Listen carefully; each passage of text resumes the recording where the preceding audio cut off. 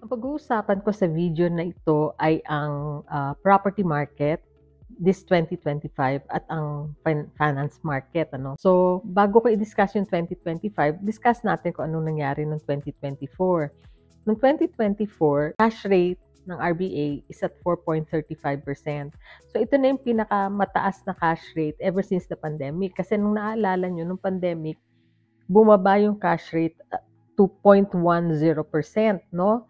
And then, during that time, namigay ang gobyerno ng mga schemes and grants para makabili ang mga tao ng bahay. So, in the process, because of the low interest rate, yung presyo at halaga ng bahay, dahil namili ang tao ng mga bahay at that time, umakyat ng umakyat. Ngayon, ang nangyari, very unaffordable na nitong 2024 sa sobrang taas ng bahay, sa sobrang taas ng interest rate na kukuha ng tao, lumiit yung borrowing capacity ng tao. So, yung bahay naging unaffordable, ang interest rate is napakataas. So, tapos yung supply ng mga bahay na binibenta sa market, syempre konti dahil hindi naman nagmo-move yung mga tao, ayaw magbenta at the time. But recently, nitong last part ng 2024, nagkaroon ng softening sa market. So, sa property market to. So, maraming mga bahay na nagkaroon na ng supply ng mga bahay na binibenta. So actually, it became a buyer's market nitong end of 2024, especially nung spring papunta ng end of 2024.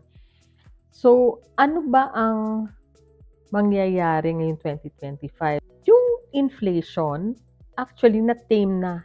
So, nagkaroon ng inflation after the lockdown, di ba? Umakyat ang presyo ng mga bilihin, di ba? Ang problema is yung mga cost of living crisis, di ba? Yung inflation, na-tame na nila. So, bumaba na siya sa 2.3 in November, which actually is a slightly higher from the October one of 2.1, but it's still within the range na gusto ng RBA, no? But it didn't go up more than 5%. So, 2.1 is something that's acceptable. So, because of this, nakikita na ng RBA governor na, pwede nang ibaba, magkakaroon ng pagbaba ng interest rate. So, yung mga economists, nakikita nila na baka magkaroon ng 2 interest rate cut. Some are actually saying mga 3 interest rate cut within the year. Tapos, because nga may supply ng mga bahay sa market, nakikinita na yung hindi naman babagsak yung presyo, pero stable siya, soft, no? So, parang it's also an opportunity for people na, sige, bakit hindi na natin i-consider bumili ng bahay? Total, yung interest rate mukhang bababa na, bago pa bumaba yung interest rate, tapos mamaya andyan na naman yung mga mamimili ng bahay, simulan na natin maghanap-hanap ng bahay ngayon, which is, I think, an opportunity for either a first-home buyer, na tignan na nila baka kasi pag bumababa yung interest rate, lumalaki din yung borrowing capacity mo. So, ang outlook this year, it's an opportunity to buy. Also, nagkaroon ng tax cut, di ba, beginning 1st of July. So, in other words, yung kinukuhan tax ng gobyerno sa atin for the same salary, mas konti na. So, which means, mas marami ang natitira sa atin na take-home pay. Which, of course, ang epekto din nun is lumalaki din yung borrowing capacity mo. So, all of this is good news for 2025. Mabilit ang inflation, so hindi umaakit yung halaga ng mga bilihin, bababa ang interest rate, may tax cut pa.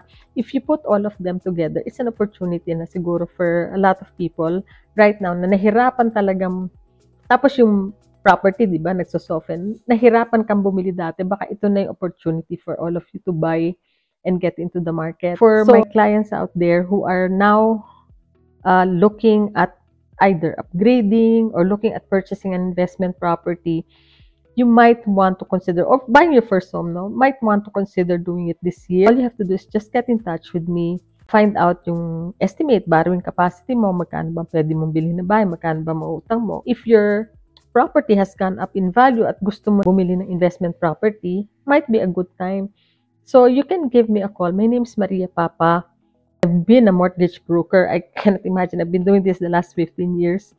And the reason why this is in Tagalog is because I really want to reach out to the Filipino Australians, whether you're in Melbourne, Victoria, or you're in Sydney, New South Wales, or in Canberra. Call me at 0430-144-008. Tignan natin. Baka ready na kayo. You will never know. So, just call me, tapos titignan ko na, i-assess ko na kayo at malalaman natin, sige, sasabihin ko naman sa'yo, "Puwede na, gusto mo na bang ituloy? Kumuha na tayo ng pre-approval." So, I look forward to hear from most Filipino Australians. Tawagan niyo lang po ako.